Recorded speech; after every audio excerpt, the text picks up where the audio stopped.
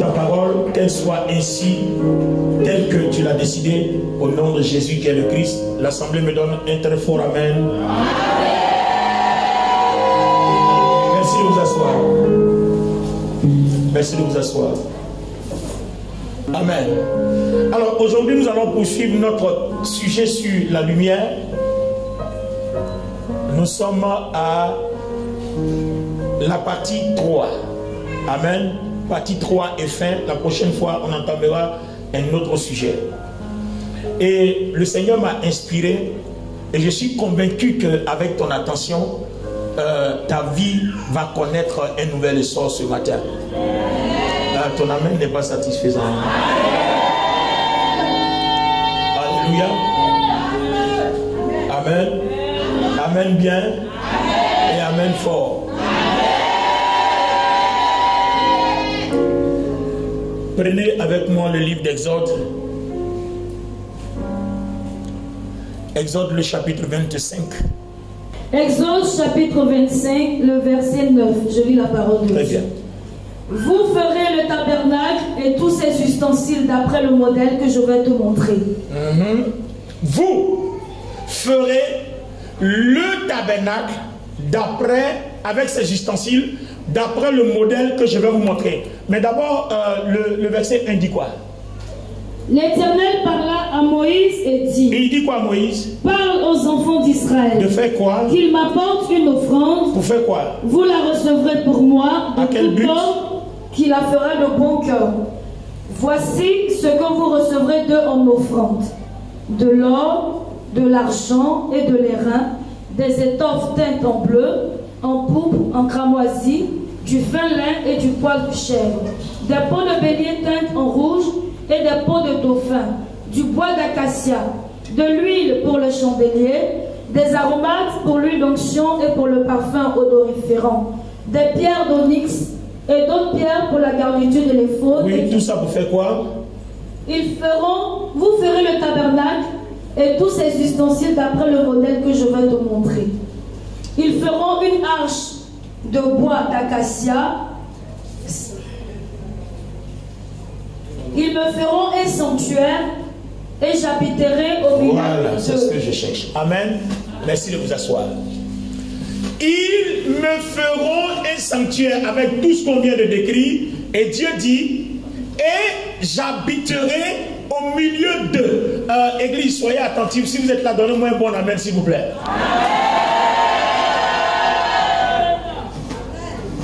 Ils me feront un tabernacle et j'habiterai au milieu d'eux.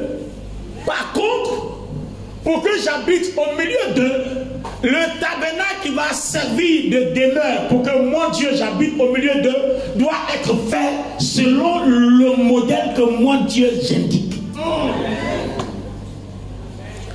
On est en train de comprendre que Dieu ne va pas venir dans ta vie selon ton modèle.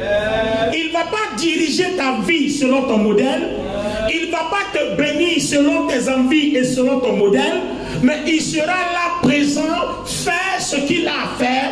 Et tout ce que tu dois faire, tu dois vivre comme vie. Tu dois le faire et le vivre selon le modèle de Dieu.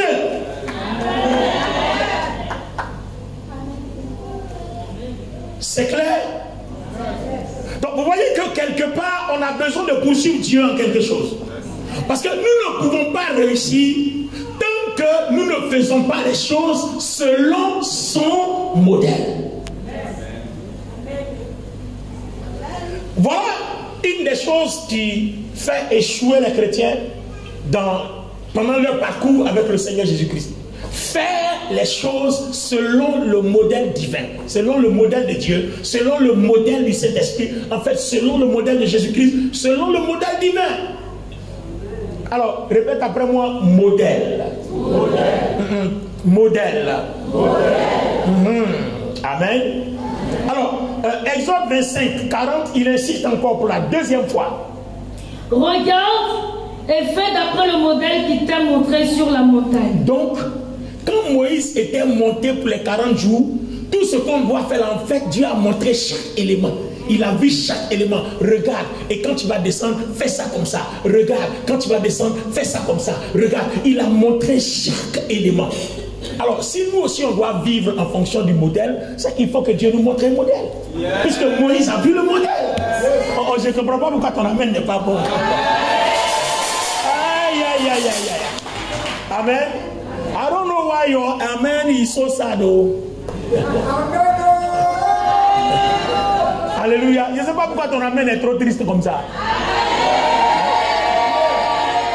Alors, Moïse a vu le modèle. Et puis Dieu lui dit, va le produire. Alors si toi tu ne peux pas réussir sans le modèle, quel est donc le modèle que tu es appelé à reproduire? Donc les amis, nous sommes en train de rentrer dans le succès véritable de la vie chrétienne. C'est à partir de ce genre de révélation qu'on commence à réussir dans la vie chrétienne. Parce que tu te rends compte que ta vie chrétienne n'obéit à aucune autre norme qu'au modèle que Dieu t'a montré. Waouh! Je ne sais pas pourquoi, mais mon esprit est content ce matin parce que je sais que la vie de quelqu'un va être impactée par ce message. Amen. Nous sommes à la troisième phase. Notre thème c'est la lumière, partie 3. Et le dimanche dernier, on était en plein pied dans la lumière. Gloire à Dieu. Et regardez encore, on va voir, il répète encore dans le même livre d'Exode, Exode 26, 30. Tu dresseras le tabernacle d'après le modèle qui t'est montré sur la montagne. Donc tu dresseras le tabernacle d'après le modèle qu'on t'a montré sur la montagne. Donc tu ne peux pas dresser le tabernacle parce que tu penses que... Tu ne peux pas dresser le tabernacle parce que dans ta façon de voir, il paraît que en faisant le dressage de cette manière, ça sera bien. Non, non, non, non. Tu dois dresser selon le modèle que tu as vu sur la montagne. Alors, tu veux vivre ta vie chrétienne et réussir. On est un modèle. Dieu aussi nous a montré un modèle. Et quand je vais vous révéler ce modèle, on va vous dire les détails de ce modèle. Et quand tu vas commencer à l'appliquer, ta vie va changer. Parce que moi aussi, quand je l'ai appliqué, ça a changé ma vie. On peut avancer? Alors, vas-y dans 2 Timothée, le chapitre 1, verset 13. On va voir le modèle que Dieu nous montre. À nous. Il a montré pour Moïse, c'était le tabernacle. Nous aussi, quel est le tabernacle que Dieu nous montre? Retiens dans la foi et dans la charité qui est en Jésus-Christ le modèle des saines paroles que tu as reçues de moi. Bon, tu ne lis pas bien. C'est-à-dire, je veux qu'on montre notre modèle, pas appuyer dessus. Retiens dans la foi et dans la charité qui est en Jésus-Christ. La charité qui est en Jésus-Christ. Le modèle. Jésus-Christ c'est qui? Le modèle. Jésus-Christ c'est quoi? Le modèle. Il est qui? Le modèle. Selon quoi? Des saines paroles que tu as reçues de moi. Bien.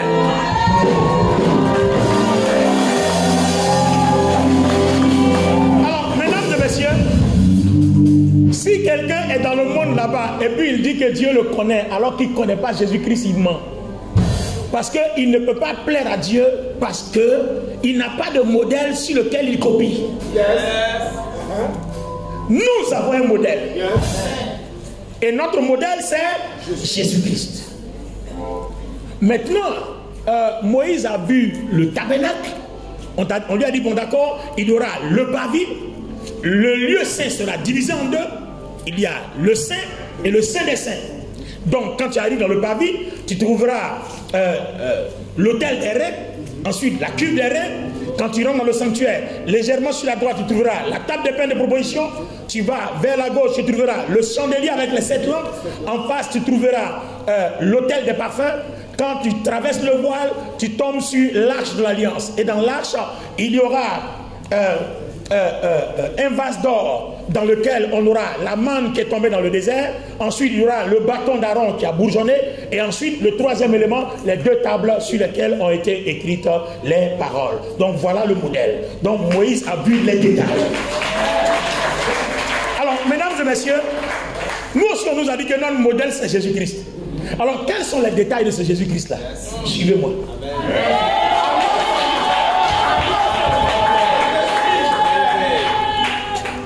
Suivez-moi les amis. Alléluia. Alors, on va sauter tout à l'heure dans les évangiles. On s'en va dans les évangiles. Suivez-moi. Follow me. Luc, le chapitre 23, verset 46. Jésus s'écria, bon attends, verset 46, bon attends, remonte un peu à 45, on va voir où on est quitté, pour savoir où on va et pour savoir pourquoi on est là. Il était déjà environ la 6e heure. Oui, il s'est passé quoi? Et il eut des ténèbres sur toute la terre jusqu'à la 9e heure. Parce que quelqu'un est crucifié. Le soleil s'obscurcit. Oui. Et le voile du temple se déchira par le milieu. Très bien. Jésus s'écria d'une voix forte. Alors le crucifié pour lequel il y a tous ces signes-là s'écrit d'une voix forte. Père, je remets mon esprit entre tes mains. Je remets mon esprit entre tes mains.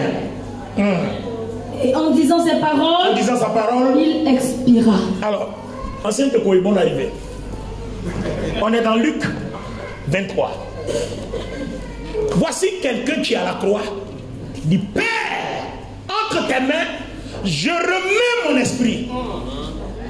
Donc, quand il remet son esprit au Père, est-ce que celui qui est attaché à la croix a disparu? Non. Il est toujours resté là. Donc on attend de comprendre qu'en fait, il a deux personnes. Il y a un qui peut se détacher pendant qu'un autre est là.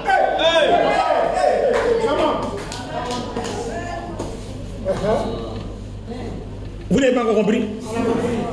Père, je remets entre tes mains mon esprit. Donc pendant ce temps, sa chair est à la croix et il remet son esprit. Donc son esprit est parti vers le Père et lui-même sa chair à la croix. Donc on a deux personnes. Une qui est toujours attachée à la croix et une autre qui est esprit qui est reparti. Amen. Donc on retient ici que notre Jésus démontre qu'il est pleinement chair attaché à la croix et pleinement esprit allé vers le Père. Selon Luc 23. Maintenant, quand il a dit Père, je remets en tes mains mon esprit, la Bible m'enseigne que l'esprit là est allé quelque part. Voilà, entre les mains du Père, l'esprit là est parti où? Donc je vais vous montrer comment notre Jésus la travaille. D'accord? Allons-y. Alors les amis, regardez bien. 1 Pierre 3, 18 dit quoi? Christ aussi a souffert une fois pour les péchés, lui juste pour les injustes, afin de nous amener à Dieu, ayant été mis à mort quant à la chair, mais ayant été rendu vivant quant à l'esprit. Donc on montre très bien que notre Christ a deux parties, pleinement chair et pleinement esprit. Donne-moi ton amen bien. Ou bien donne-moi un beau yes. Yes oh. Amen. Alors ça, on est dans 1 Pierre 18, 3, 18. Maintenant 1 Pierre 3, 19, je continue la lecture. Alors, il est allé annoncer la bonne nouvelle aux morts qui étaient en prison. Ces morts sont ceux qui ont désobéi à Dieu autrefois. Quand Dieu avait fait durer sa patience, c'était au moment où Noé construisait son bateau. Peu de personnes, 8 en tout, sont entrées dans ce bateau et ont été sauvées à travers l'eau. C'est une image du baptême qui vous sauve aujourd'hui, vous aussi. Le sens du baptême n'est pas d'enlever la saleté du corps, mais de répondre à l'appel de Dieu avec une conscience pure. Le baptême vous sauve parce que Jésus-Christ s'est levé de la mort, il est monté au ciel et il est à la droite de Dieu. Maintenant, les anges et les esprits qui ont du pouvoir et de la puissance sont sous son autorité. Alors, les amis, donc, pendant que notre Jésus est à la croix, son esprit s'est détaché et son esprit est allé évangéliser, annoncer sa présence, sa victoire dans le séjour des morts, afin que ceux qui sont morts dans l'Ancien Testament au temps de Noé, qui n'avaient jamais entendu parler de Dieu ou de Jésus ou de la parole ou de la vie éternelle, en l'entendant, s'ils acceptent, ils remontent avec eux, comme il a dit aux brigands, aujourd'hui même, tu vas avec moi au paradis. Oh, yes. Yes.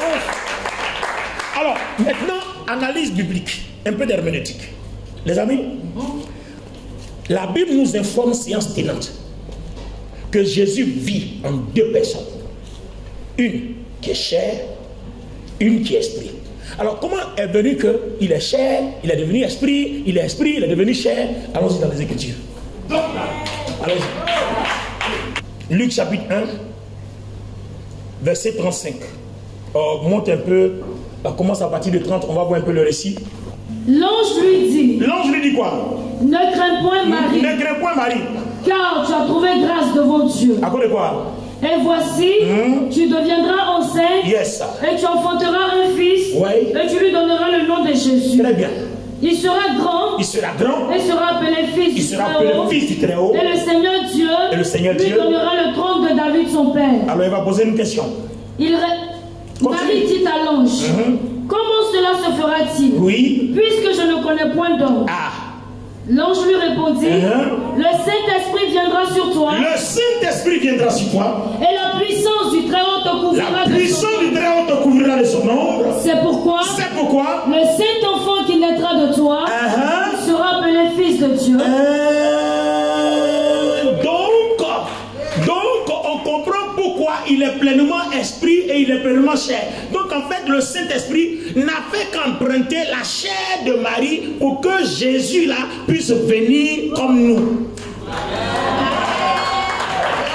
Donc c'est pas un père qui allait vers une femme, c'est un esprit qui s'incarne et qui emprunte la chair de Marie pour venir vivre comme les hommes. Donc on comprend maintenant l'origine de sa divinité et de son humanité. Est-ce qu'on est d'accord avec moi? On est d'accord avec moi? Très bien. Maintenant, ce monsieur-là va faire quelque chose. Et regardez bien, à partir de ces origines-là, en Colossiens, le chapitre 2, verset 9, nous enseigne quelque chose. Car en lui, c'est-à-dire en Jésus-Christ, habite corporellement toute la plénitude de la divinité. C'est-à-dire Dieu habite en lui pleinement. Le Jésus-Christ mort à la croix, Dieu habite en lui pleinement. Donc on comprend pourquoi Jésus-Christ est Dieu fait homme. Donc c'est Dieu qui est venu, mais Dieu ne peut pas venir dans son esprit de Dieu. On va tous mourir parce qu'il a du feu. Donc il emprunte une chair, un corps pour qu'on puisse supporter sa présence.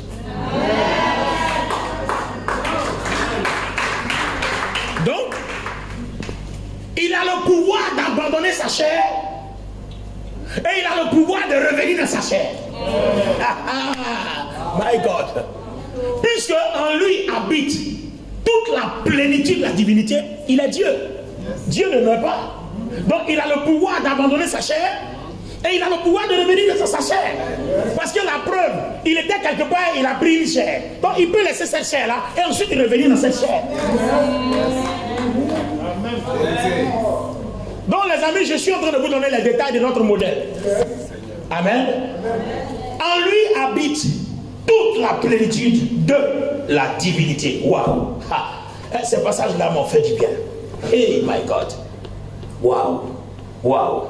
Alors maintenant, regardez bien. Il y a quelque chose que toi et moi, on a besoin de comprendre. Vous avez vu qu'il est écrit bien 1 Pierre 3, verset 18 dit, il a été mis à mort quant à la chair, mais il a été rendu vivant quant à l'esprit. Donc en fait, même si tu as tué sa chair, son esprit vit. Et lui-même il dit, j'ai le pouvoir de donner ma vie et j'ai le pouvoir de la reprendre. Parce qu'en lui habite toute la plénitude de la divinité. Donc on continue dans les détails de notre modèle. Maintenant, là où ça va devenir intéressant, parce que notre modèle, on doit le connaître. Et on doit savoir ce qu'on copie sur lui. On est en train de le découvrir d'abord. Et puis après, on va nous dire ce qu'on doit copier sur lui. Qu'est-ce qu'on copie sur lui? On continue notre analyse. Dis à ton voisin avec le plus beau des sourires que tu n'as jamais fait un amoureux de lui. On continue notre analyse. Pourquoi ta voix est timide comme ça? Dis-lui, on continue notre analyse. Amen. Alors, première des choses, première remarque, notre modèle dit dans Romains, le chapitre 8, verset 9, il dit pour vous, vous ne vivez pas selon la chair, mais selon l'esprit, si du moins l'esprit de Dieu habite en vous. Si quelqu'un n'a pas l'esprit de Christ, il ne lui appartient pas. Donc, notre modèle nous dit qu'on doit faire attention. Il y a deux sortes de vie. Comme il est esprit et il est chair, il y a la façon de vivre dans la chair et il y a la façon de vivre dans l'esprit. Et si toi et moi, on vit dans la chair, on ne lui sera pas agréable. Mais si on vit dans l'esprit, alors il sera notre camarade, il sera notre ami, il sera notre Seigneur, il sera notre Dieu, il sera tout pour nous. Mais alors, vivre dans la chair et vivre dans l'esprit, c'est quoi? Est-ce qu'on pourra comprendre tout ça? Alors, Romains 8:11 dit, si l'esprit de celui qui a ressuscité Jésus d'entre les morts habite en vous, celui qui a ressuscité Christ d'entre les morts rendra aussi la vie à vos corps mortels par son esprit qui habite en vous. Qu'est-ce qu'on est en train de comprendre ici? On est en train de comprendre que de la même manière dont il était à la croix et puis son esprit est parti au Père, si nous aussi on croit en lui, de la même manière, le jour où on va mourir, notre esprit aussi va partir au Père. De la même manière. Donc là, on est en plein pied dans le modèle. De la même manière. Alors, qu'est-ce qui devient intéressant? Galates 2 nous dit, si je vis, ce n'est plus moi qui vis, mais c'est le Christ qui vit en moi. Ah, les amis, pourquoi on ne dit pas c'est Jésus qui vit en moi? Puis on dit c'est le Christ qui vit en moi. Donc, on a qu'à décortiquer un peu le nom de notre modèle. Et puis on va voir ce qu'on doit copier. Donc son nom qui a été donné, c'est Jésus-Christ. C'est-à-dire Jésus qui est le Christ. Si vous m'avez entendu prier, souvent quand je prie, je ne dis pas au nom de Jésus, je dis au nom de Jésus qui est le Christ. Si je vis, ce n'est plus moi qui vis, c'est le Christ. Parce que Jésus, lui, c'est la chair. Il ne peut pas vivre en plusieurs personnes. Mais le Christ, c'est l'esprit. L'esprit peut se verser, déverser en plusieurs moments.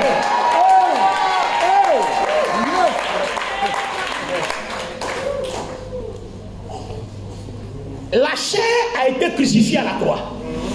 L'esprit est parti dans le séjour des morts et l'esprit est revenu. Alors, quand la chair était là, qu'est-ce qu'elle pouvait faire et qui pouvait faire quoi avec cette chair de Jésus? Et quand son esprit qui est le Christ revient, qu'est-ce qu'elle peut faire et qu'est-ce qu'on peut faire de cet esprit-là dans les Écritures? Allons-y. Alors, Luc, chapitre 8, 45. Et Jésus dit, qui m'a touché? Comme tous s'en défendaient, Pierre et ceux qui étaient avec lui disent, Maître, la foule t'entoure et te presse. Et tu dis, qui m'a touché?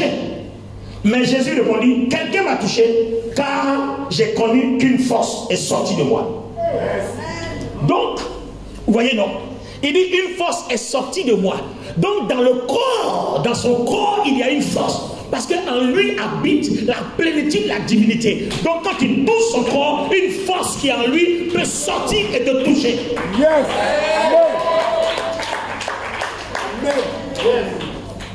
Donc,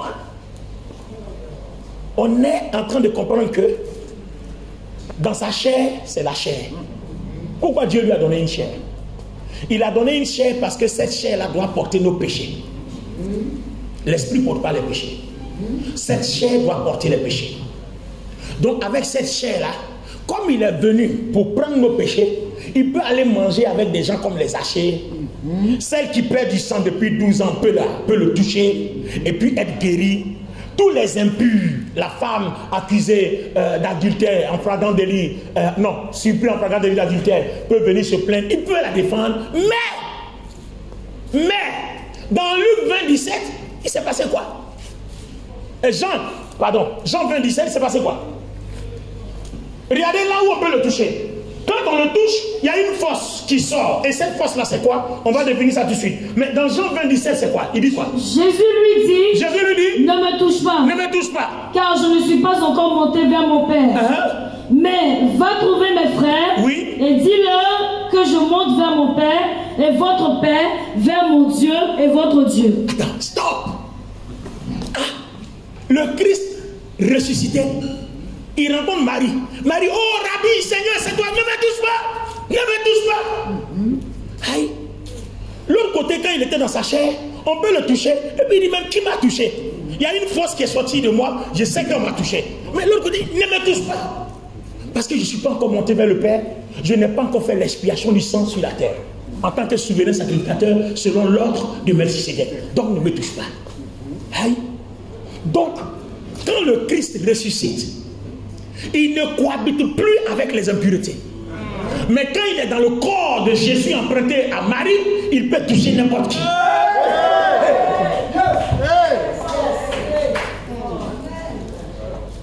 Le Saint-Esprit parle à quelqu'un ce matin. Donc on voit que dans notre modèle, quand nous invoquons le nom Jésus, Christ, faisons attention. Il y a Jésus crucifié qui a porté nos péchés, mais il ne vit pas en nous, mais c'est le Christ qui ne cohabite pas avec les impuretés qui vit en nous. Donc le Christ est cette divinité en lui qui sort pour guérir, comme la femme qui perdait le sang depuis 12 ans. Mais le Jésus là, lui, il transporte seulement la force et sa chair, comme un être humain, doit porter nos péchés, nos fardeaux. Alors, il y a donc deux personnalités. Il y a le Jésus homme et il y a le Christ pleinement Dieu. Vous voulez que je vous montre qu'il est pleinement Dieu? C'est écrit dans la Bible. Je vais vous montrer. Les gens discutent au dehors là-bas, ils racontent n'importe quoi. Jésus n'est pas Dieu, Jésus n'est pas Dieu. Alors que c'est écrit. Je ne sais même pas pourquoi les gens nous fatiguent même. Attends. Prends Hébreu, le chapitre 1, les versets 8 jusqu'à 9. Il dit ceci.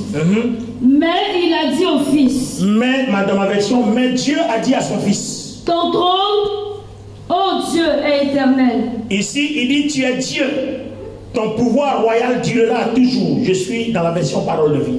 Le sceptre de ton règne est un sceptre d'équité. Tu as aimé la justice et tu as haï l'iniquité. Donc, vous voyez, mais Dieu a dit à son Fils, tu es Dieu. Ton pouvoir royal durera toujours. Tu gouvernes ton peuple avec justice. Tu aimes ce qui est juste. Tu détestes le mal. C'est pourquoi ton Dieu t'a choisi pour lui en versant sur ta tête une huile de fête. Il t'a préféré aux autres rois. La version parole vie. Tu es Dieu. Dieu a dit à son Fils, tu es Dieu. Hein? 1 Jean 5, 20 dit quoi? Nous le savons. Nous le savons. Le Fils de Dieu est venu. Le Fils de Dieu est venu. Nous a donné l'intelligence. Nous a donné l'intelligence. Pour connaître le vrai Dieu. Pour connaître le vrai Dieu. Et nous restons unis au vrai Dieu. Et nous restons unis au vrai Dieu. Par son Fils Jésus-Christ. Lui. Par son Fils Jésus-Christ, lui. Il est le vrai Dieu. Il est le vrai Dieu. Et il est la vie pour toujours. Il est la vie pour toujours. Alors, bon, ça là, il n'y a pas de discussion. Oh, Jésus n'est pas Dieu. Il est Dieu. C'est écrit là. On n'a même pas besoin de développer pour comprendre. C'est écrit, il est Dieu. Il est très Dieu. Vous voyez? Donc là, on est en train de comprendre. Regardez bien. Hein. Quand il est dans le corps emprunté à Marie, il peut manger les hachés, les gens de force vie. Mais quand il ressuscite, pourquoi il ne collabore plus avec les gens qui sont impurs? Pourquoi il ne collabore plus avec l'impureté? Je vais vous donner l'explication. Je vais vous donner l'explication. Prends avec moi 1 Corinthiens chapitre 15, verset 42. Ainsi en est-il de la résurrection des morts. Ainsi en est-il de la résurrection des morts. Le corps est semé corruptible. Il est semé corruptible. Il ressuscite incorruptible. Il ressuscite incorruptible. Donc quelque chose qui ressuscite incorruptible n'a plus besoin d'être corrompu par quoi que ce soit. Pourquoi ton amen est faible? Et là maintenant, 1 Pierre 3, 4 va enfoncer le clou. Mais la parure intérieure est caractérisée dans le cœur, la pureté incorruptible d'un esprit doux et paisible qui est d'un grand prix devant Dieu.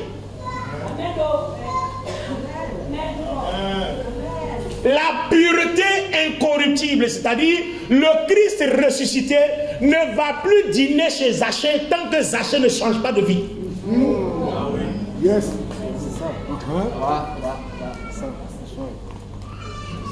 Donc avant la croix, le Christ pouvait, la femme qui perdait du sang depuis 12 ans, c'est une impureté, elle peut le toucher. Tous les gens de mauvaise vie peuvent le toucher. Mais quand il ressuscite incorruptible, tu ne peux plus le toucher tant que tu ne changes pas de vie. Yes.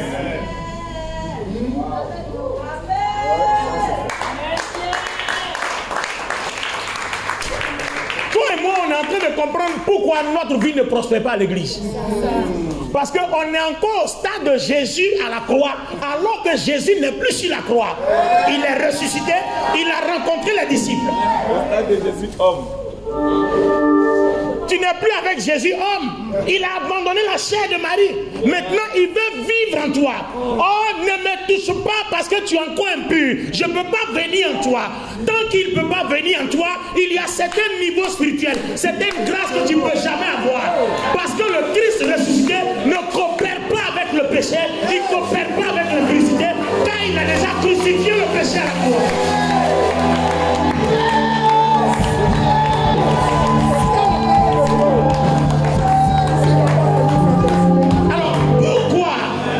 La Bible dit que beaucoup sont appelés, peu sont élus. Parce que dans l'église, le Christ n'habite pas en tout le monde. Parce que dans l'église, tout le monde n'est pas pur, tout le monde n'est pas propre. Il y a encore le péché, il y a encore les transgressions, il y a encore l'iniquité. Donc le Christ est là, disposé, mais il n'habite pas en tous. Oh, la Bible dit quoi? On a lu tout à l'heure dans Romains. Si l'esprit de Christ n'habite pas en quelqu'un, il ne lui appartient pas. Le jour où la trompette va sonner, c'est ceux qui auront l'esprit de Christ en eux qui seront attirés vers lui.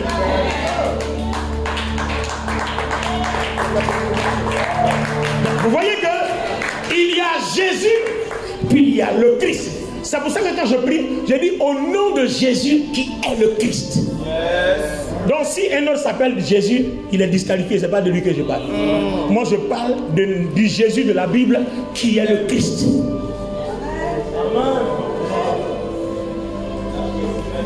La précision est de taille. Au nom de Jésus qui est le Christ. Alors les amis, on est en train de comprendre quoi? Notre modèle dit, quand il était dans le corps de Marie, c'est-à-dire avant que toi tu sois converti, tu criais Jésus aide-moi. C'est-à-dire quand quelqu'un n'est pas encore chrétien, si tu dis Dieu aide-moi, Dieu va te dire va vers Jésus. Mais quand tu deviens chrétien, tu dis Dieu aide-moi, il va te dire va vers le Christ.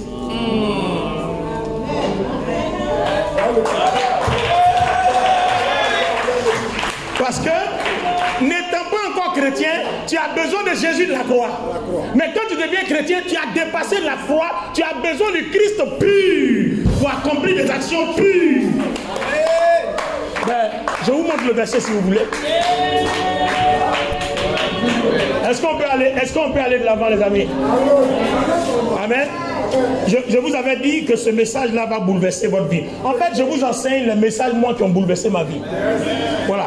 C'est comme ça que Dieu a permis que je comprenne les choses. Et ça a bouleversé ma vie. Alléluia. Et aujourd'hui, quand je parle avec fierté. Parce que ma vie est correcte et propre devant Dieu. Je suis à la chair et pied par là. Voilà. On ne peut pas m'accuser de quoi que ce soit. Je suis à la chair et pied par là.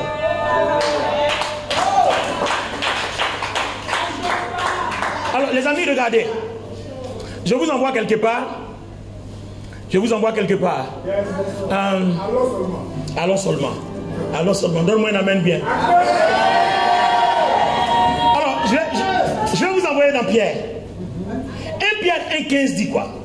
Mais, puisque celui qui vous a appelé est saint, vous aussi, soyez saints dans toute votre conduite, selon qu'il est écrit.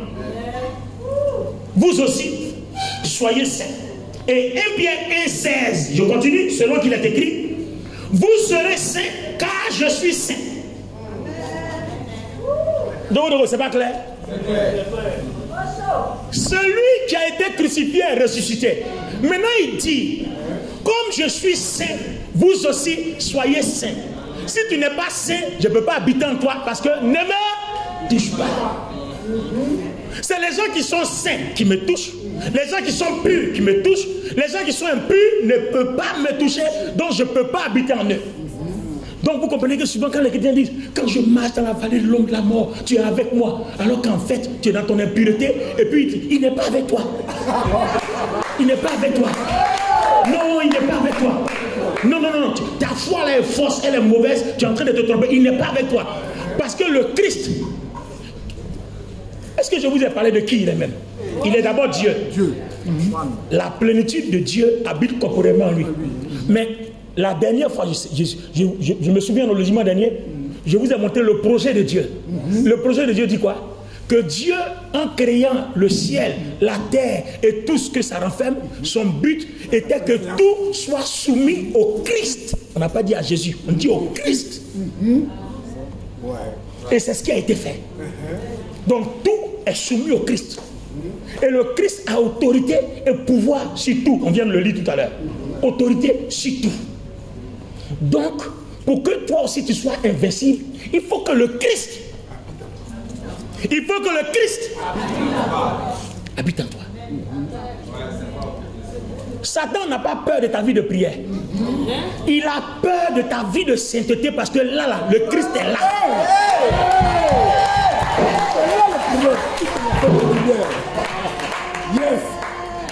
En fait, on prie pour que la prière nous aide à devenir saints. On prie, on jeûne pour que dans la prière, le Saint-Esprit nous aide à devenir saints. C'est tout. Et c'est quand tu es saint que la lumière de Dieu habite en toi. Yes.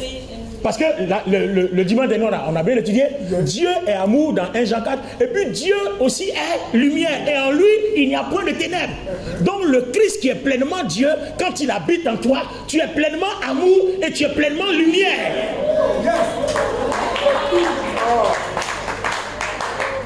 Donc vous voyez que souvent, nous marchons, on pense être éclairé, mais en réalité, on n'est pas éclairé. La lumière de Dieu n'est pas en nous. Pourquoi? À cause de nos impuretés.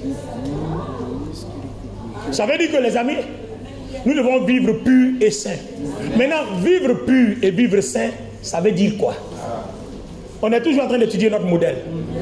Notre modèle, si tu vis comme ça, selon ce modèle, tu n'auras aucun problème. Aucun sorcier ne pourra te faire quoi que ce soit. Tu vas travailler là où on dit on ne réussit pas, toi tu vas réussir. Pourquoi? Parce que le modèle du tabernacle habite en toi. Attends. On a vu le modèle du tabernacle montré à Moïse, non? Mais quand l'autre a vu Jésus, il a dit quoi? Il dit voici le tabernacle de Dieu parmi les hommes. Donc l'autre tabernacle était long. Les choses à venir. Yes. Mais voilà le tabernacle qui est la lumière parfaite. Voici le tabernacle de Dieu au milieu des hommes. C'est pas le même tabernacle. Yes. Voilà, seulement le modèle a changé. Avant on avait plusieurs modèles. Il faut passer par le pavis, il faut passer par là. Maintenant on a un modèle homme et puis un modèle esprit. Le modèle homme dit je porte tes péchés à la croix. Le modèle esprit dit sois pur sinon ne me touche pas. Il dit à Marie ne me touche pas, je ne suis pas encore monté vers le Père. Donc en montant vers le Père, il monte comme un souverain sacrificateur selon l'ordre de Melchisédek établi par Dieu. Le sang qui a coulé là, il va verser d'abord. Et quand il va finir de verser, pendant que les disciples sont réunis, maintenant il rentre. Les portes sont fermées, mais il rentre. Parce qu'il a le pouvoir d'entrer, même quand tout est fermé. C'est pour ça que je déclare sur toi, quand il est en toi, tu vas entrer partout, même quand c'est fermé. Aïe, aïe, aïe, aïe, aïe. Tu vas entrer partout, et même quand...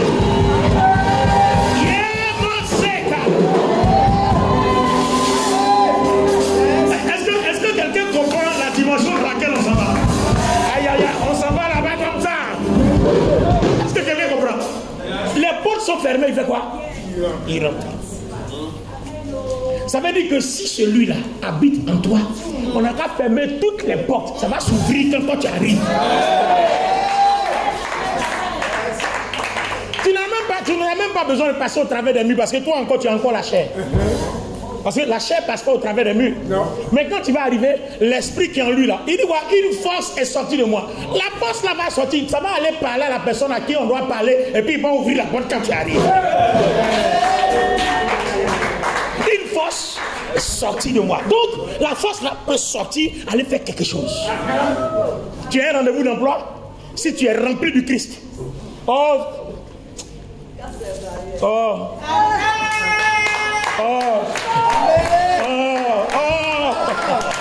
Il a dit, si le Christ est en toi, c'est rien. Tu vas arriver là, la force là va sortir.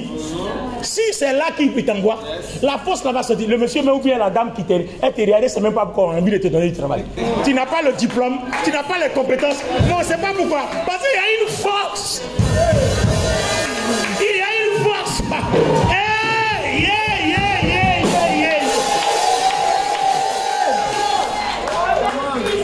Souvent il y a des miracles vous ne comprenez pas. Parce que vous ne savez pas comment ça se passe. Quand il était dans la chair, que Dieu était en lui, que le Christ était en lui, la force sort et la force travaille.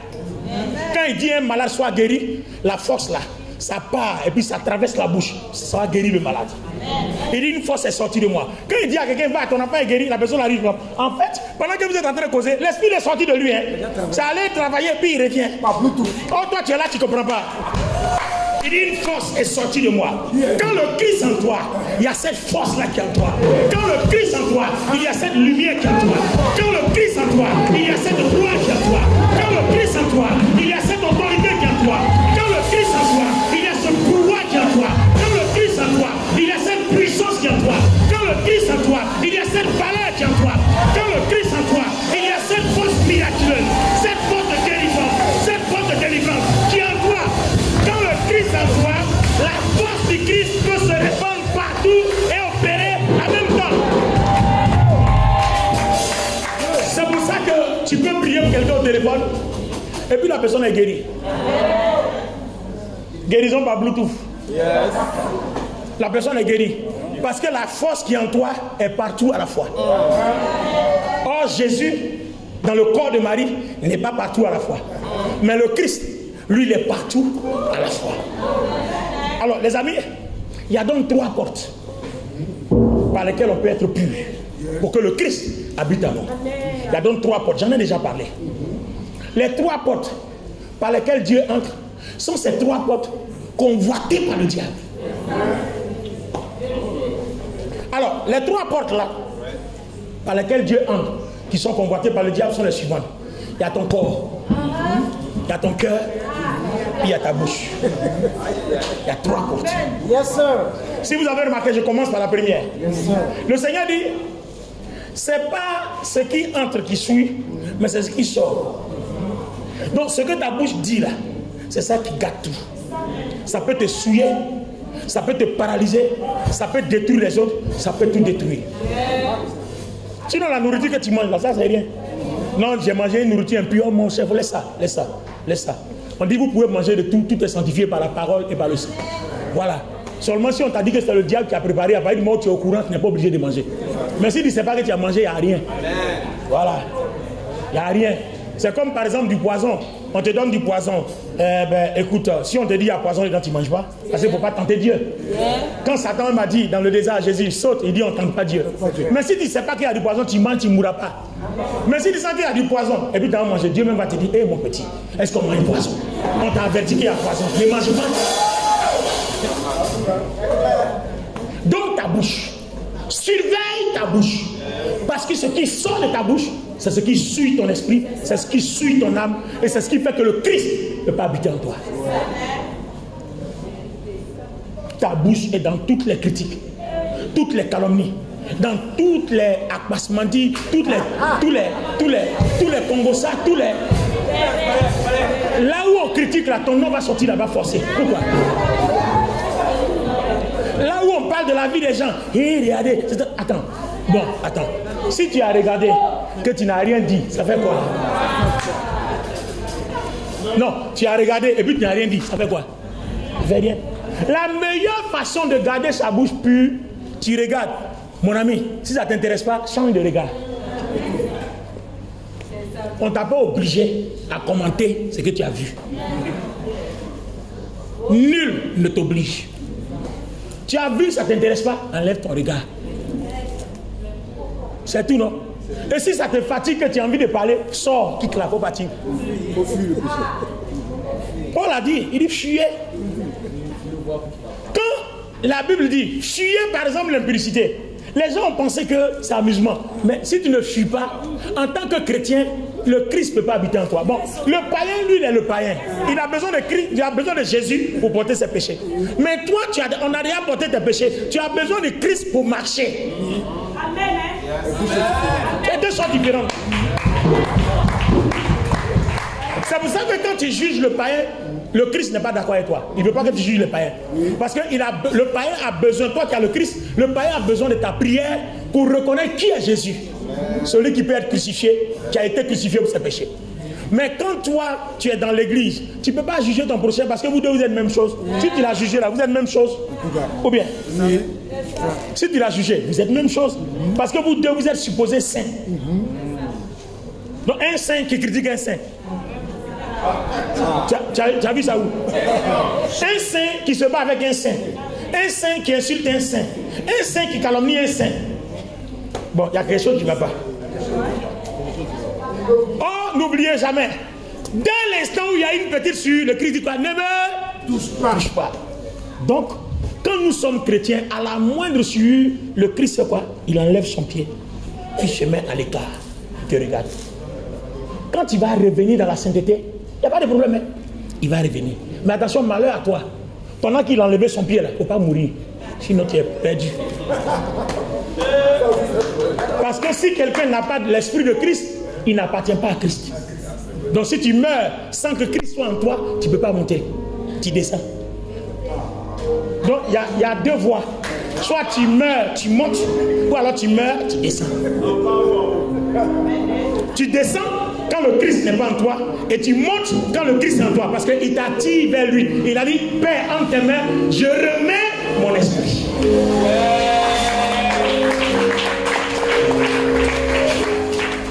Deuxième chose, le corps. Ne savez-vous pas que votre corps est le temple de Dieu, que le Saint-Esprit habite en vous? Alors, les amis, suivez bien. L'autre porte, c'est le corps. La bouche, c'est là où il dit, ce qui sort, c'est ce qui suit. Mais là, la Bible nous dit, notre corps est le temple de Dieu. Donc, on comprend pourquoi Dieu, pour venir sur terre, il a emprunté un corps à Marie. Parce qu'il a besoin d'un corps. Vous n'avez pas vu que même les esprits me voient, ont besoin d'un corps. L'homme de Gadara, il a besoin d'un corps. Seulement lui peut vivre dans les animaux et tout. Mais Dieu, il vit dans son image. Il vit dans sa ressemblance. Il ne vit pas n'importe où. Donc là où le Christ vient habiter là, ce n'est pas dans les animaux. Non, non, non, c'est en toi. Quand il est ressuscité là, le temple, sa maison, c'est en toi. Donc vous voyez que si dans le monde entier, tout le monde est converti, il habite en tout le monde en même temps. Regardez sa grandeur, regardez sa puissance. Maintenant, il habite dans ton corps, il habite dans ton cœur et il habite dans ta bouche. Alors j'ai fini de parler de la bouche. Le corps. Tout ce qui rentre dans ton corps, qui a une impureté, chasse le Christ. Chasse le Saint-Esprit. Et je vous dis que le Christ et le Saint-Esprit, c'est la même personne. Ce n'est pas deux. Alléluia. Le Christ et le Saint-Esprit, c'est la même personne. Je ne vais pas vous parler de ça aujourd'hui. La démonstration est très simple à faire d'ailleurs dans la Bible. Mais je ne vais pas mélanger mon message. Mais mettez dans votre tête, le Christ et le Saint-Esprit, c'est la même personne. D'accord? Dieu, c'est lui qui s'est incarné en Marie. D'accord? Votre corps est le temple de Dieu et que le Saint-Esprit habite en vous. D'autres personnes et que Dieu habite en vous. La même chose. Le Père est Dieu, le Fils est Dieu, le Saint-Esprit est Dieu. Donc le Christ est la même personne. Je passe rapidement, Alors, ne savez-vous pas que votre corps est le temple de Dieu, que le Saint-Esprit habite en vous, que le Christ habite en vous? Alors, les amis, regardez bien. Si je vis, ce n'est plus moi qui vis, c'est le Christ qui habite en moi. Mais on dit le Saint-Esprit habite en vous. Donc, Saint-Esprit, c'est pas la même chose. La même chose. Je passe. Alors, les amis, regardez. Quand tu prends le corps, qui est son temple, je dis bien qui est son temple, je vais vous faire une démonstration que vous voyez. L'eau vient de la Solesie, non? Et puis l'eau qui vient là-bas, l'eau est traitée. Donc l'eau est pure. Mais quand l'eau passe par les tuyaux purifiés par le système Solesie, et que l'eau arrive dans ton robinet chez toi à la maison, comme tu ne nettoies pas ton robinet, l'eau pure, quand il emprunte ton robinet sale, il fait quoi? Il est corrompu. Il est corrompu. Vous voyez? Il va emprunter la saleté. Et quand on va tirer, tu ne peux pas boire. Ça veut dire que si même Dieu est en toi, s'il sort, il ne sort pas saint. Il sort pur parce que l'impureté en toi va corrompre sa présence. Et comme il n'est pas corruptible, alors il fait quoi? Il sort. Et comme il n'est pas corruptible, il va te dire, ne me touche pas. Ne me touche pas. Ne me touche pas. Ne me touche pas. Alors, quel est l'intérêt de ne pas souiller son corps? Une des premières portes, le péché sexuel. Pourquoi c'est une porte? Parce que dans la sexualité, deux personnes s'entremêlent.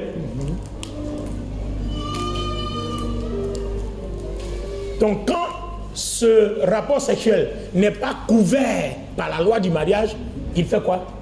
L'ennemi se sert de ça et puis il entre. Puis il vient s'asseoir. Et le Christ fait quoi? Lui sort, il se met de côté. Donc quand la Bible dit fuyez l'impudicité, c'est pas, on ne te fait pas du mal. Bon, tu as deux plaisirs. Soit tu prends le Christ qui habite en toi, et puis les choses te réussissent. Ça aussi c'est un autre plaisir. Ou bien soit tu renonces à ça, et puis tu vis dans le plaisir du sexe. C'est aussi un autre plaisir. Maintenant à la fin, chaque plaisir a ses conséquences, a ses avantages et ses inconvénients.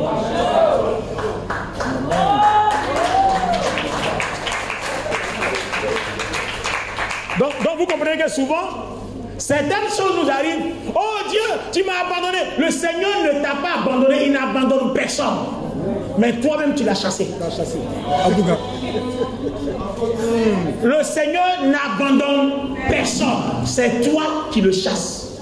Il n'abandonne personne.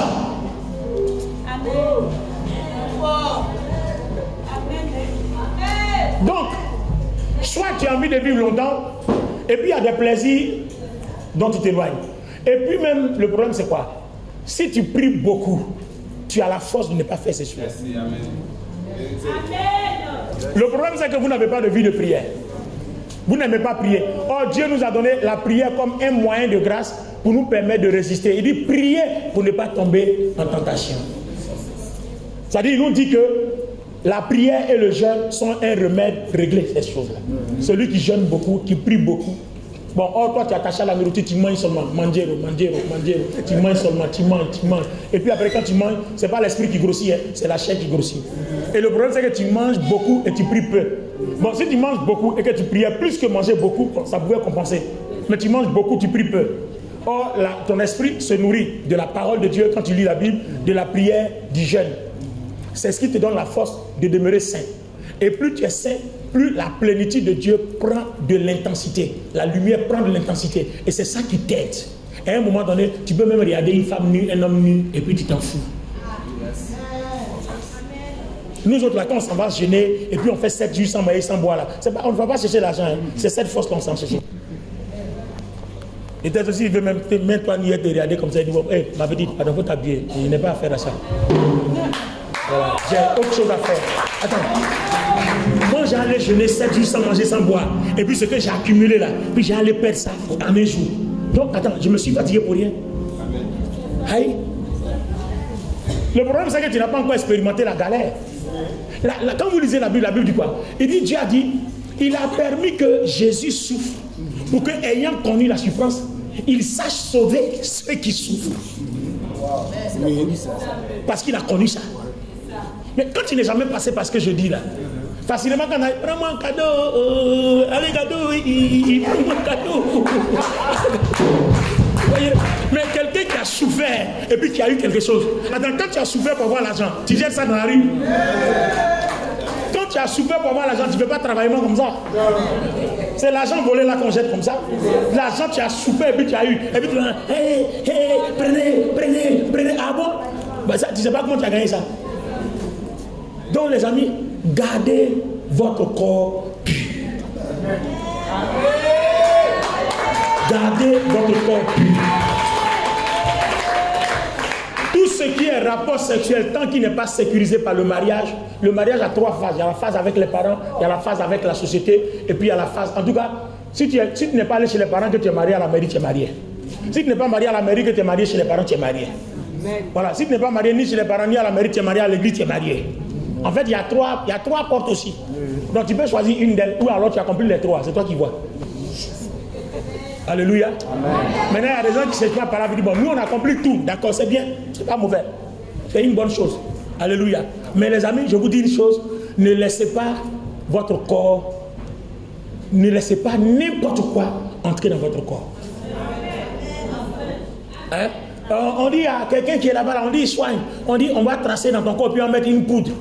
Tout ça là c'est fini, un esprit rentre en toi. Tout ce qui peut rendre votre corps impur, combattez ça. Parce que c'est ce qui va chasser le Christ en vous. Amen. Et c'est ça qui va faire que votre vie va avoir tous les problèmes. Donc, si tu es dans l'église ici, celui qui t'encourage à aller coucher avec toi, c'est ton premier sorcier. Il faut cracher sur lui. Yeah. Amen. Oh. Maintenant, si toi aussi tu t'es laissé, prends-moi un cadeau. Quand ils vont finir avec toi, si jamais tu te trompes, il dit il ne veut plus de toi, tu viens devant moi. Je vais t'engager pour te donner. Parce que on t'a dit, s'il vient poursuivre ton corps, il ne faut pas permettre. Donc si tu as permis qu'il a fini, tu viens pleurer ici, moi je vais engager pour mettre dessus. Si tu es malin, il ne faut même pas venir vers moi. Là, toute l'église l'entend en même temps. Tu as laissé quelqu'un, il a profité de toi, il a fini avec toi. Si il a fini, tu viens vers moi, je vais t'allumer pour mettre dessus.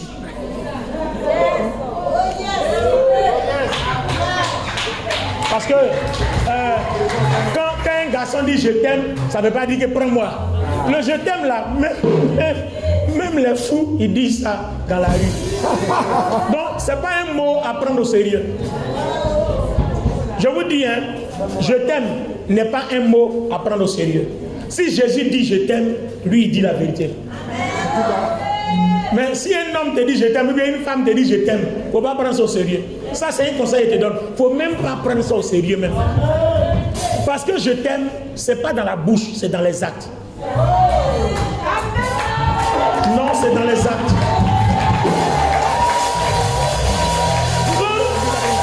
Quand Jésus a dit qu'il nous aime, il s'est sacrifié à la croix. Pas pour lui, mais pour nous. Bon, toi tu dis tu m'aimes là. Il y a quoi encore? Le seul sacrifice, le premier sacrifice, c'est d'aller d'abord chez mes parents. Ça, c'est le premier sacrifice. Oh, toi, tu ne vas nulle part et puis on n'a qu'à passer de quelque part. Attends, tu ne vas nulle part, tu veux qu'on passe quelque part. Bon, c'est quelque part où on passe là, vous savez très bien de quoi je parle. D'accord? La troisième porte, c'est le cœur. Proverbe 4, 20. Garde ton cœur plus que tout. Ça veut dire que le cœur est plus important que la bouche et le corps. Parce que tout ce qui entre dans le corps, dans le cœur, suit le cœur, le corps et la bouche. C'est de l'abondance du cœur que la bouche parle. Imaginez-vous que Jésus dise, va, ton enfant est guéri. Entre-temps, son cœur est impur. C'est fini, la parole qui sort n'a plus de force. Maintenant, s'il dit, si son cœur est pur et que sa bouche est impure, quand la parole sort avec la force, quand ça arrive par la bouche, la parole est corrompue, donc la parole n'a plus de force. Sinon, il nous a bien dit, en mon nom vous chasserez les démons. Mais combien de démons on chasse? Parce que notre bouche est corrompue. Quand la force vient, la bouche tue. Ou alors c'est tué même depuis le cœur. Et ce qui rentre dans ton corps aussi, ça finit par séduire ton cœur. Parce que si tu as permis, c'est que ton cœur s'est penché. Donc le cœur est l'épicentre de la vie chrétienne. Le centre. Garde ton cœur. Que tout. Garde ton cœur plus que ton gars. Garde ton cœur plus que ta go. Garde ton cœur plus que ton mari.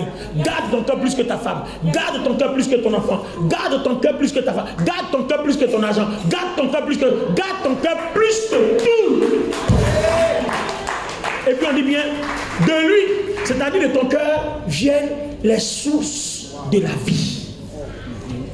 C'est-à-dire, la plénitude, la divinité est logée là-bas. La Bible dit quoi? Quand le Saint-Esprit descend sur nous, il fait son dépôt dans le cœur. Donc quand tu acceptes Jésus et que le Christ entre en toi, il fait son dépôt dans ton cœur. Et tout ce qui rentre dans ton corps le chasse. Tout ce qui passe par la bouche qui est mauvais le chasse. Et à plus forte raison, maintenant, tout ce qui rentre dans ton cœur, là c'est gâté. Là c'est gâté même. Alors, les amis, dans ton cœur, la colère, la rancune, la jalousie, la méchanceté, l'hypocrisie, et les mauvaises pensées, tout ça vient du cœur. C'est la raison pour laquelle, les amis, souvent, quand tu es fâché, je suis arrivé dans ma maturité et je dis toujours aux gens, quand vous êtes fâché, la meilleure des choses à faire, c'est de ne pas parler. Parce que tout ce qui va sortir, tu vas le regretter plus tard. Parce que quand on est fâché, on est émotionnel. On a envie d'être fort, le plus fort. On a envie de la vengeance. Et là, la chair s'exprime. Oh, on dit celui qui vit par la chair n'est pas agréable à Dieu. Si vous êtes fâché, ne parlez même pas. Si quelque chose ne vous plaît pas, interpellez. Si on ne vous écoute pas, quittez-la. Les amis, vous n'êtes pas obligé de rester là quand ça ne vous plaît pas. Si tu restes là, tu risques d'engager. Donc tu ne restes pas là. C'est comme ça que souvent vous voyez, quand il y a les disputes de foyer, il y a des gens qui sortent. Va prendre. Va prendre l'air. Enfin, va prendre, comment on dit, de lait ou lait, entre les deux là. Quelle est la meilleure expression? Va prendre de lait, Va prendre de lait. Ah bon, d'accord, j'attends lait, j'attends de lait, d'accord. Va sortir.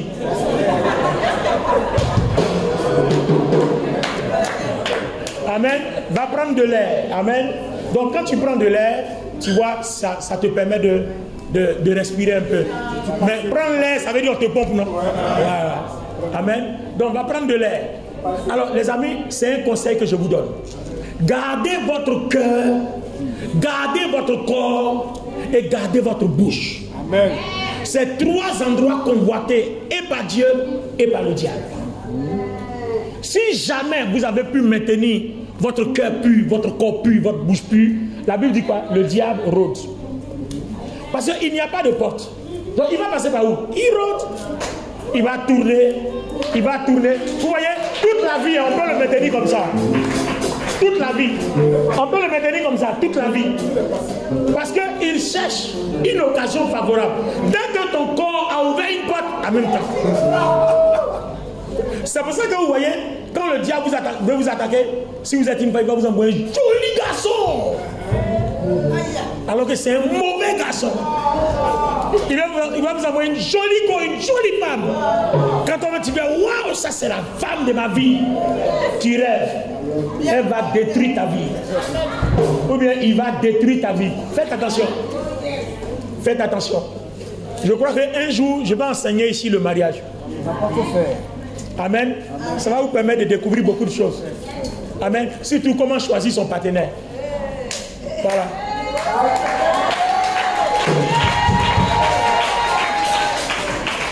Ah ouais, le sujet du mariage, qu'est-ce que ça fait du bien? Qu'est-ce que ça fait du bien? Le sujet du mariage, come on somebody. Alors les amis, nous allons conclure. Nous allons conclure les amis. Alors je vous invite bien aimés dans le Seigneur. Amen. À garder votre corps pur, votre cœur pur et votre bouche pure. Quand l'ennemi veut prendre possession, contrôle de votre vie, il vous excite la chair, il vous excite le cœur et il vous excite la bouche. Vous devez donc cultiver ce comportement de savoir garder la maîtrise de votre chair, la maîtrise de votre corps et la maîtrise de votre cœur et la maîtrise de votre bouche. Ça, on ne peut pas faire autrement. C'est une culture personnelle. Vous devez vous cultiver en prière. Vous devez vous cultiver dans le jeûne. Vous devez vous cultiver dans la méditation de la parole. Vous n'avez pas vu que souvent quand vous lisez la Bible, il y a certains versets que vous touchez et puis ça change votre vie. Vous avez l'impression que quelque chose est rentré en vous beaucoup. Et puis souvent même vous coulez des larmes. Souvent même vous regrettez certaines actions. Donc lisez beaucoup la Bible. Priez beaucoup. Et si vos capacités de santé le permettent, jeûnez aussi beaucoup dans la semaine. Trouvez des jours où jeûnez. Si vous ne pouvez pas jeûner comme nous, on peut faire au moins 7 jours sans manger, sans boire. Jeûnez dans la semaine au moins 3 fois, du matin au soir. Vous ne mangez pas. Si vous avez soif, vous buvez. Parce que l'eau est indispensable. D'accord? Jeûner, ce n'est pas forcément se priver d'eau. Si vous avez soif, vous buvez, mais vous ne mangez pas. D'accord? Vous pouvez le faire au moins 3 à 4 fois la semaine. Vous allez voir. Et puis vous priez beaucoup, vous lisez votre Bible. Ça va vous faire du bien. Ça va permettre à votre esprit, à la gloire de Dieu, au feu de Dieu qui est en vous de grandir. Et plus ça grandit, plus les choses charnelles, diaboliques, les envies, tout ça, ça va s'éloigner de vous. Surtout ceux qui n'arrivent pas à abandonner l'alcool, abandonner la cigarette, abandonner les femmes, les garçons et tout ça. Bon. Qui dit que cette faiblesse est en toi, il ne faut pas rentrer dans la même chambre avec elle ou avec lui. Voilà, non, on peut rentrer causer, on ne peut rien faire. Là où le diable vous a eu. Voilà, il ne faut pas rentrer là-bas. Parce que quand tu rentres là-bas, il va changer vos pensées. Si jamais vous avez éteint la lumière que la veille a allumée, oh, l'atmosphère est propice. Vous comprenez? Donc même si on ne t'a pas dragué, l'atmosphère va te draguer. Donc il y a des environnements, quand vous rentrez, c'est propice à cette chose-là. Donc Paul dit quoi? Chier. Donc au lieu de provoquer quelque chose que tu ne peux pas régler, c'est mieux de jamais provoquer. Amen.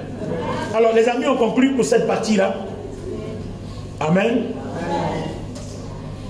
Le prochain message nous parlera de la gloire du Christ. Amen.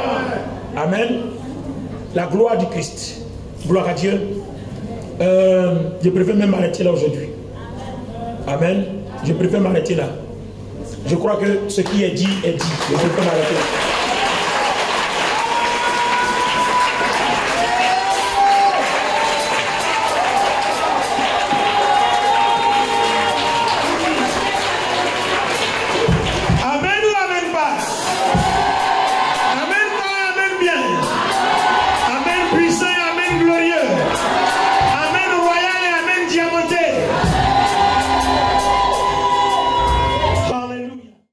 Alléluia. Alors bien aimé, on va rendre grâce au Seigneur, on va passer à la Sainte Seine et puis on va prier avant de partir. Alléluia. Alors, je veux joindre la Sainte Seine à mon message. Tu vois, prophète Grâce, tu vois pourquoi le Seigneur a dit toutes les fois qu'on se retrouve, qu'on prenne ce repas. Vous savez pourquoi? Il est au courant que du lundi au samedi, là, tu as forcément gâté quelque chose, soit à partir de ton corps, de ton cœur et de ta bouche. Il est sûr, il est certain que tu as fait quelque chose.